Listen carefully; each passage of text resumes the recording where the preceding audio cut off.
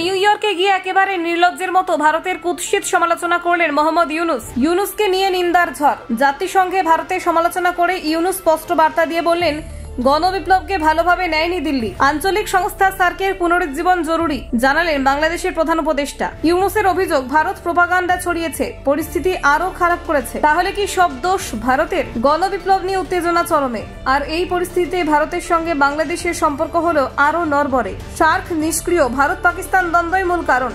ইউনুসের মন্তব্যে তোলপাড় আন্তর্জাতিক মহল। সার্ককে অবহেলা করছে ভারত। ইউনুসের আবেদন, আঞ্চলিক শান্তি ফিরিয়ে আনতে সার্ককে পুনরায় সক্রিয় করতে হবে। ভারতের নীতির কারণে বাংলাদেশ ভারত উত্তেজনা, আর শেষমেশ জাতিসংঘে উঠে এলো এই বিষয়টি। জাতিসংঘে আর কি হুঁশিয়ারি দিলেন ইউনুস জানেন?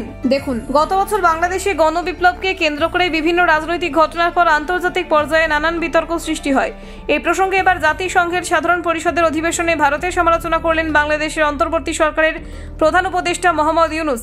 তিনি উল্লেখ করেছেন যে গত বছরের গণবিপ্লবের সময় ভারত যথাযথভাবে পরিস্থিতি গ্রহণ করেনি এবং তা দুই দেশের মধ্যে সমস্যা সৃষ্টি করেছে। ইউনুস নিউ ইয়র্কে জাতিসংঘের সাধারণ পরিষদের অধিবেশনে যোগ দিতে গিয়েছিলেন। সেখানে তিনি ভারতের ভূমিকা এবং মিডিয়ার আচরণ নিয়ে মন্তব্য করেছেন। তিনি বলেন, ভারতীয় মিডিয়া অনেক ভুয়ো খবর সম্প্রচার করছে, যা পরিস্থিতি আরো জটিল করে তুলেছে। তার দাবি, ভারতের পক্ষ থেকে প্রোপাগান্ডা ছড়ানো হয়েছে এবং আন্তর্জাতিক স্তরে ভুল তথ্য পরিবেশন করা হয়েছে। তিনি আরো বলেন, গত বছরের গণবিপ্লব একটি ইসলামী আন্দোলন হিসেবে শুরু হয়েছিল এবং তা ভারত পছন্দ করেনি। ছাত্ররা যা করেছে তার সঙ্গে ভারতের স্বার্থের কোনো সংযোগ নেই। এই কারণেই দুই দেশের মধ্যে তিক্ততা সৃষ্টি হয়েছে। ইউনুসের বক্তব্যের মাধ্যমে পরিষ্কার বোঝা যায় যে রাজনৈতিক কর্মকাণ্ড এবং আন্তর্জাতিক কূটনৈতিক সম্পর্কের মধ্যে ঘনিষ্ঠ সম্পর্ক রয়েছে। ইউনুসের অভিযোগ, ভারতের বর্তমান নীতি এবং আচরণ বাংলাদেশের অভ্যন্তরীণ রাজনীতির ওপর প্রভাব ফেলেছে। তিনি বলেন, ভারতের পক্ষ থেকে হাসিনাকে আশ্রয় দেওয়া হয়েছে, যিনি সমস্যার সৃষ্টি করেছেন। এর ফলে দুই দেশের মধ্যে উত্তেজনা বেড়েছে এবং আঞ্চলিক সংহতির পথে প্রতিবন্ধকতা তৈরি হয়েছে। আঞ্চলিক সংস্থা সার্কের কার্যক্রম পুনরুজ্জীবিত করা প্রয়োজনীয়তার কথা তিনি তুলে ধরেছেন। তার মতে, সার্ক কার্যত স্থবির হয়ে গেছে, কারণ এটি দেশের রাজনীতি পুরো আঞ্চলিক সংস্থার কার্যক্রমকে প্রভাবিত করেছে। তিনি মনে করেন, দক্ষিণ এশিয়ার দেশগুলির মধ্যে শান্তি ও সমন্বয় ফিরিয়ে আনতে সার্ককে পুনরায় সক্রিয় করা প্রয়োজন।